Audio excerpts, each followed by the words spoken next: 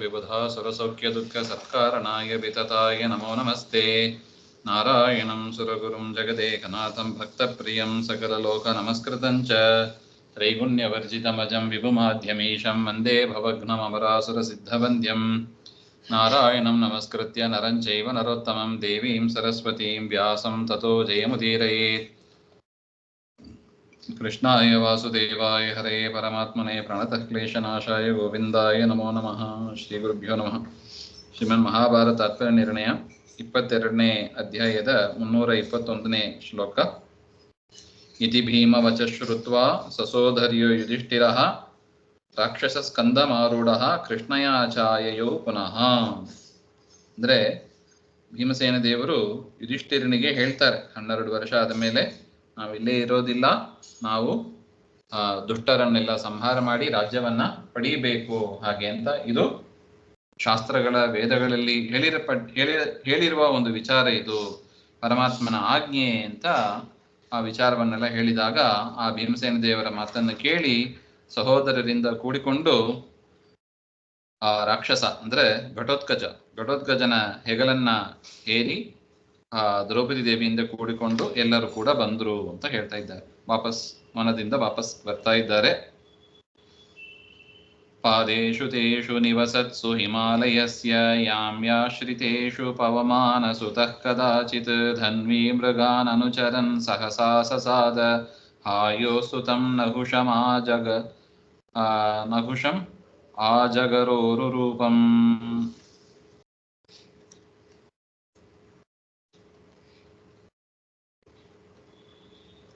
ಹಿಮಾಲಯಸ್ಯ ಯಾಮ್ಯಾಶ್ರಿತೇಷು ಅಂದ್ರೆ ಯಮನ ದಿಕ್ಕು ಅಂದ್ರೆ ದಕ್ಷಿಣ ದಿಕ್ಕಿನಲ್ಲಿ ಇರತಕ್ಕದ್ದು, ಹಿಮಾಲಯದ ದಕ್ಷಿಣ ದಿಕ್ಕು, ಅದರಲ್ಲಿ ಪಾದದಲ್ಲಿ ಇರತಕ್ಕ ಪ್ರತ್ಯಂತ ಪರ್ವತೇಶು ನಿವಸತ್ಸು.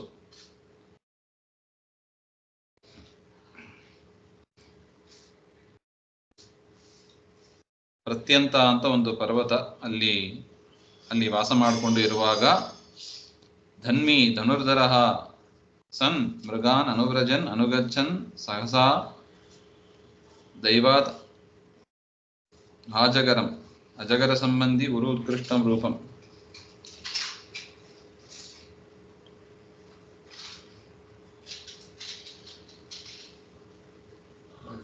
ಆ ಪ್ರತ್ಯಂತ ಪರ್ವತದಲ್ಲಿ ವಾಸ ಮಾಡ್ತಾ ಇರುವಾಗ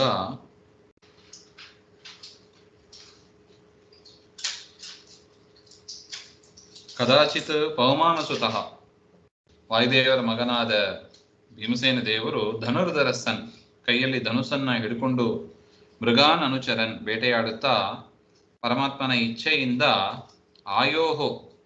ಆಯು ಅಂತ ರಾಜ, ಚಂದ್ರವಂಶದ ರಾಜ, ಪಾಂಡವರ ವಂಶದಲ್ಲೇ ಹಿಂದೆ ಬಂದವರು ಹಿರಿಯರು. ಆಯುನಾಮ್ನಃ ರಾಜ್ಞಃ ಸುತಂ, ಆ ಆಯುರಾಜನ ಮಗ ನಹುಷ ಅಂತ ಅವನ ಹೆಸರು. ಅವನು ಶಾಪದಿಂದ ಅಜಗರ ರೂಪದಲ್ಲಿ ಇದ್ದ, ಅಗಸ್ತ್ಯರಿಂದ ಶಪ್ತನಾಗಿ ಹೆಬ್ಬಾವಿನ ರೂಪದಲ್ಲಿ ಇದ್ದ. ನಹುಷನಾಮಾನು ನೃಪಮಾಸಸಾದ, ಆ ನಹುಷ ಇದ್ದ ಜಾಗಕ್ಕೆ ಭೀಮಸೇನ ದೇವರು ಬಂದರು ಅಂತ ಹೇಳ್ತಾರೆ. ಪೂರ್ವಂ ಹಿ ವೃತ್ರಬದತೋಂಬುಜನಾಲತಂತು ಸಂಸ್ಥೆ ಶಚಿ ಪ್ರಣಯಿನಿ ಪ್ರವಿಚಿಂತ್ಯ ದೇವಾಃ ಚಕ್ರುಸ್ತ್ರಿಲೋಕಪತಿಮಾಯುಸುತಂ ವರಂ ಚ ದತ್ವಾಕ್ಷಿಗೋಚರ ತಪೋಸ್ಯ ಬಲಂ ಚ ಸರ್ವಂ. ಈ ನಹುಷ ಹೆಬ್ಬಾವಾದ ಕತೆ ಏನೆಂಬುದನ್ನು ಆಚಾರ್ಯರೇ ಸಂಕ್ಷೇಪವಾಗಿ ತಿಳಿಸ್ತಾರೆ. ನಹುಷಸ್ಯ ಅಜಗರ ರೂಪ ಪ್ರಾಪ್ತಿ ಕಾರಣಮಾಹ, ಆ ನಹುಷರಾಜನಿಗೆ ಹೆಬ್ಬಾವಿನ ಅಜಗರ ರೂಪ ಯಾಕೆ ಬಂತು ಹಾಗೆಂದ್ರೆ ವೃತ್ರವದತಃ, ವೃತ್ರಾಸುರನ ವಧ ನಿಮಿತ್ತದಿಂದ ಇಂದ್ರದೇವರು ತಮಗೆ ಬ್ರಹ್ಮಹತ್ಯಾ ಪಾಪ ಬಂತು ಅಂತ ಒಂದು ಕಮಲದ ಸರೋವರದಲ್ಲಿ ಇರತಕ್ಕ ಒಂದು ಕಮಲ, ಆ ಕಮಲದ ನಾಲದಲ್ಲಿ ಇದ್ದುಕೊಂಡು ತಪಸ್ಸನ್ನು ಮಾಡ್ತಾ ಇದ್ದಾರೆ.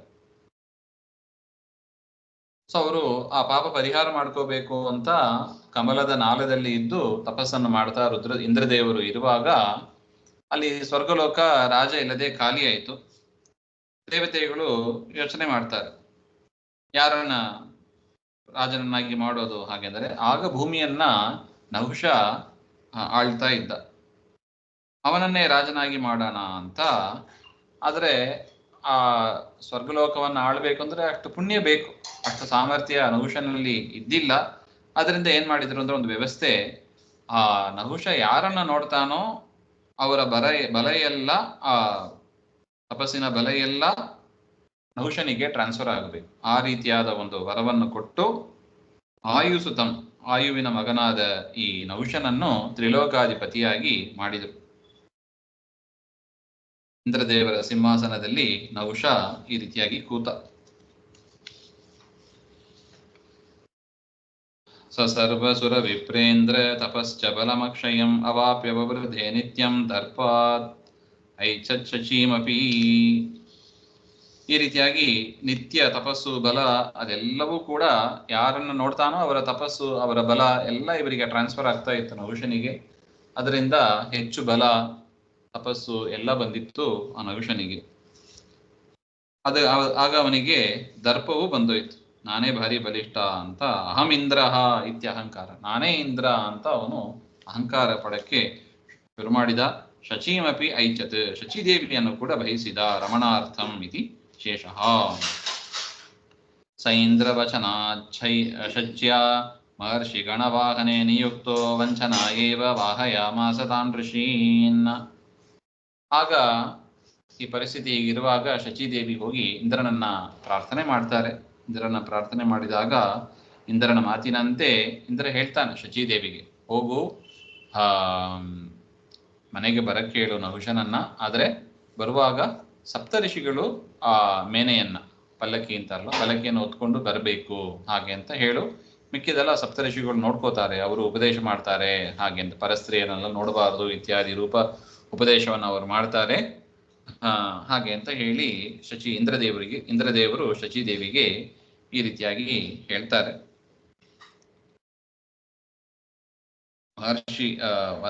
ಮಹರ್ಷಿ ವಾಹೇನ ನಹುಷಂ ನಿಯೋಜಯ.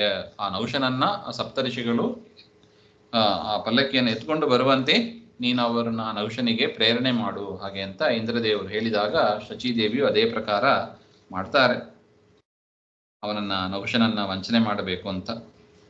ಶಚ್ಯ ನಿಯುಕ್ತಾನ್ ಅಗಸ್ತ್ಯಾದೀನ್ ಋಷೀನ್ ವಾಹಯಾಮಾಸ. ಅವನು ಕೂಡ, ನಹುಷನು ಕೂಡ, ಅದಕ್ಕೇನಂತೆ ನೀನು ಒಪ್ಪಿಗೆ ಕೊಡುವುದಾದರೆ ಸಪ್ತಋಷಿಗಳ ಮೇಲೆ ನಾನು ಕೂತು ಬರ್ತೀನಿ ಹಾಗೆ ಅಂತ ಆ ಸಪ್ತಋಷಿಗಳನ್ನು ಪಲ್ಲಕ್ಕಿ ಬರುವಂತೆ ಮಾಡಿ ಅಗಸ್ತ್ಯಾದಿ ಋಷಿಗಳು ಎಲ್ಲರೂ ಕೂಡ ಹೊತ್ಕೊಂಡು ಬರ್ತಾ ಇದ್ದಾರೆ. ಸ ಶಚಿ ಪ್ರತಿಷೇಧಿತಾರ್ಥಂ ಅಗಸ್ತ್ಯೇನ ಮಹಾತ್ಮನ ವೇದ ಪ್ರಾಮಾಣ್ಯ ವಿಷಯೇ ಪೃಷ್ಟೋ ನೇತ್ಯಾಹ ಮೂಢದೀಹಿ ಪ್ರಮಾಣಮಿತಿ ತೇನೋಕ್ತೆ ಶಿರಸ್ಯೇನಂ ಪದಾಹನತ್.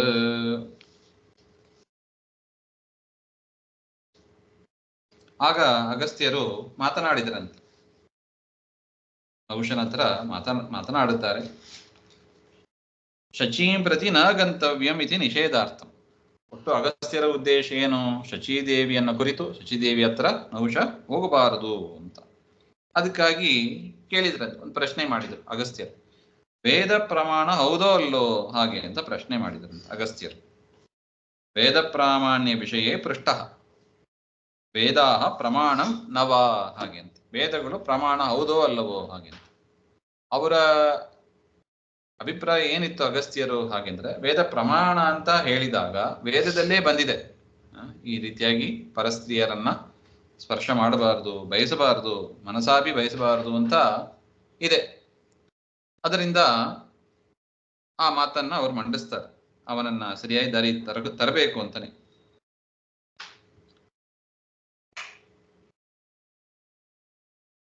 ನೋಡಿ, ಆದ್ಯೆ ಪ್ರಮಾಣ ಅಂತ ಒಪ್ಪಿದಾಗ ಪರವನಿತಾ ಭೋಗಸ್ಯ ವೇದೇನ ಪ್ರತಿಷಿದ್ಧತ್ವ. ಪರಸ್ತ್ರೀಯ ಭೋಗವನ್ನು ವೇದದಲ್ಲಿ ನಿಷೇಧ ಮಾಡಿದ್ದಾರೆ, ಅದರಿಂದ ಹೋಗಬಾರದಿತ್ತು ಹಾಗೆ ಅಂತ. ಆದ್ರೆ ಅವನೇನು ಹೇಳ್ಬಿಟ್ಟ, ನಹುಷನನ್ನು ಕೇಳಿದಾಗ ಪ್ರಮಾಣ ಅಲ್ಲ ಅಂತ ಹೇಳ್ಬಿಟ್ಟ. ವೇದ ಪ್ರಮಾಣ ಹೌದೋ ಅಲ್ಲವೋ ಅಂತ ಕೇಳಿದ್ರೆ ವೇದ ಪ್ರಮಾಣ ಅಲ್ಲ ಅಂತ ಹೇಳ್ಬಿಟ್ಟ ನಹುಷ. ತೇನ ಅಗಸ್ತ್ಯೇನ ವೇದಾಹ ಪ್ರಮಾಣಂ ಇತ್ಯುಕ್ತೆ ಏನಂ ಅಗಸ್ತ್ಯಂ ಶಿರಸಿ ಪಾದೇನ ಅಹನತ್. ಆಗ ಅಗಸ್ತ್ಯರ ಪ್ಲಾನ್ ಅದೇ ಇತ್ತು. ಪ್ರಮಾಣ ಅಂತ ಹೇಳಿದ್ರೆ ವಾಕ್ಯವನ್ನು ತೋರಿಸೋದು, ಪ್ರಮಾಣ ಅಲ್ಲ ಅಂತ ಹೇಳಿದ್ರೆ ಪ್ರಮಾಣ ಅಂತ ಸಮರ್ಥನೆ ಮಾಡಿ ತದನಂತರ ವಾಕ್ಯವನ್ನು ತೋರಿಸೋದು. ಸೊ ಅದರಿಂದ ಯಾವಾಗ ಅವನು ವೇದಗಳು ಪ್ರಮಾಣ ಅಲ್ಲ ಅಂತ ಹೇಳಿದನೋ ಆಗ ವೇದ ಪ್ರಾಮಾಣ್ಯವನ್ನ ಸಮರ್ಥನೆ ಮಾಡ್ತಾರೆ ಅಗಸ್ತ್ಯ ಋಷಿಗಳು. ಆಗ ನಹುಷನಿಗೆ ಭಾರಿ ಸಿಟ್ಟು ಬಂದೋಗ್ತದೆ. ಸಿಟ್ಟು ಬಂದು ಕಾಲಿನಿಂದ ಅಗಸ್ತ್ಯರ ತಲೆಯನ್ನೇ ಒದಿತಾನ. ಪಾದೇನ ಅಹನತ್ ಅಂತ ಬರೀತಾರೆ. ತದಾ ಭೃಗುಂ ತಸ್ಯ ಜಟಾಸು ಲೀನಂ ಕದಾಪಿ ತಸ್ಯಾಕ್ಷಿಪತಂ ನ ಯಾತಂ ಆವಿಶ್ಯ ಕಂಜ ಪ್ರಭವಶಾಪ ವ್ರಜಾಶು ಪಾಪಾ ಜಗರ ತ್ವಮೇವ. ತಸ್ಯ ಅಗಸ್ತ್ಯಸ್ಯ ಜಟಾಸು ಲೀನಂ. ಇದೇನಾಗ್ತದೆ, ಯಾರನ್ನ ನೋಡ್ತಾನೋ ಅವರ ತಪಸ್ಸು ಬಲ ಎಲ್ಲ ಟ್ರಾನ್ಸ್ಫರ್ ಆಗ್ತಾ ಇದೆ ನಹುಷನಿಗೆ. ಅದರಿಂದ ಭೃಗು ಋಷಿಗಳು ಏನ್ ಮಾಡಿದ್ರು, ಅಗಸ್ತ್ಯರ ಜಟೆಯಲ್ಲಿ ಲೀನರಾದರು. ಅಗಸ್ತ್ಯರ ಶಿಖ ಅಂದ್ರೆ ಜಟ ಅಂತ ತಲೆಯಲ್ಲಿ ಕಟ್ಕೊಂಡಿರ್ತಾರೆ ಕೂದಲನ್ನು, ಅದರ ಒಳಗೆ ಲೀನರಾಗಿ ಭೃಗು ಋಷಿಗಳು ಇದ್ರು. ಇವನಿಗೆ ಶಾಪ ಕೊಡಬೇಕು. ಅದರಿಂದ ಅಲ್ಲಿ ಲೀನರಾಗಿದ್ದ ಭೃಗು ಋಷಿಗಳು ಯಾವಾಗ ಇವನು ಪಾದದಿಂದ ಒದ್ದ, ಅಥಯೇವ ಕದಾಚಿದಪಿ ಅಸ್ಯ ನಹುಷಸ್ಯ ಅಕ್ಷಿಪಥಂ ಪ್ರತ್ಯಕ್ಷತ್ವಂ ನಯಾಂತಂ. ಒಂದು ಸಲ ಕೂಡ ಭೃಗು ಋಷಿಗಳು ನಹುಷನ ಕಣ್ಣಿಗೆ ಬಿದ್ದಿಲ್ಲವಂತ. ಅಂತ ಭೃಗು ಋಷಿಗಳ ಒಳಗೆ ಬ್ರಹ್ಮದೇವರು ಸೇರಿಕೊಂಡ್ರು. ನೋಡಿ, ಅಗಸ್ತ್ಯರ ಶಿಖೆಯಲ್ಲಿ ಯಾವುದು ಅಗಸ್ತ್ಯರ ಜಟೆಯಲ್ಲಿ ಭೃಗು ಋಷಿಗಳು, ಆ ಭೃಗು ಋಷಿಗಳ ಒಳಗೆ ಬ್ರಹ್ಮದೇವರು ಸೇರಿಕೊಂಡು ಬ್ರಹ್ಮದೇವರು ಶಾಪವನ್ನು ಕೊಟ್ಟರು.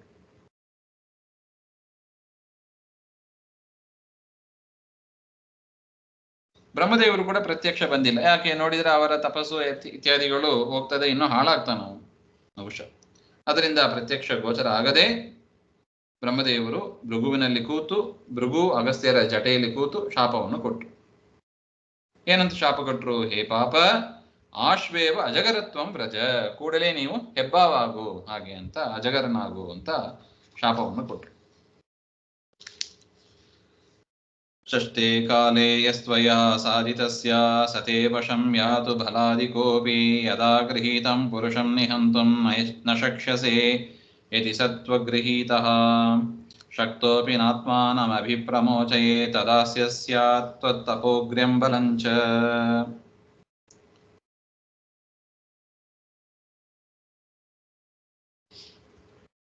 ಅವನು ಪ್ರಾರ್ಥನೆ ಮಾಡ್ತಾನೆ, ನಹುಷ ಶಾಪ ವಿಮೋಚನ ಹೇಳಿ ಹಾಗೆ ಅಂತ ಹೇಳಿದಾಗ,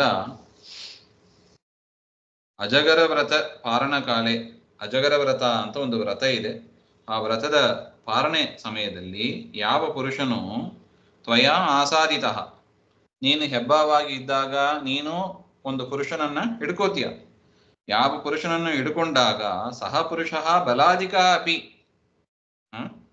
ಯದ್ಯಪಿ ನಿನ್ನಿಂದ ಬಿಡಿಸಿಕೊಳ್ಳುವ, ಆ ಹೆಬ್ಬಾವಿನಿಂದ ಬಿಡಿಸಿಕೊಳ್ಳುವ ಸಾಮರ್ಥ್ಯ ಇರುತ್ತದೆ ಆ ಪುರುಷನಿಗೆ, ಆದರೂ ಕೂಡ ತಾನು ಬಿಡಿಸಿಕೊಳ್ಳೋದಿಲ್ಲ. ತ್ವಯಾ ಗೃಹೀತಂ ಪುರುಷಂ ನಿಗೃಹೀತಂ ತ್ವಂ ನ ಶಕ್ಷ್ಯಸೆ. ಅವನನ್ನ ನೀನು ನುಂಗಾದಾಗಲಿ ಸಂಹಾರ ಮಾಡ್ಲಿಕ್ಕಾಗಲಿ ನಿನಗೂ ಸಾಮರ್ಥ್ಯ ಇರೋದಿಲ್ಲ. ಅಂತ ಒಂದು ಪುರುಷ ನಿನಗೆ ಸಿಗ್ತಾನೆ, ಅವನು ಕೂಡ ತನ್ನನ್ನು ಬಿಡಿಸ್ಕೊಳ್ಳಿಕ್ಕೆ ಹೋಗೋದಿಲ್ಲ, ನೀನು ಕೂಡ ಅವನನ್ನ ಏನು ಮಾಡ್ಲಿಕ್ಕೆ ಆಗೋದಿಲ್ಲ. ಅಂತಹ ಪರಿಸ್ಥಿತಿಯಲ್ಲಿ ಇರುತ್ತದೆ.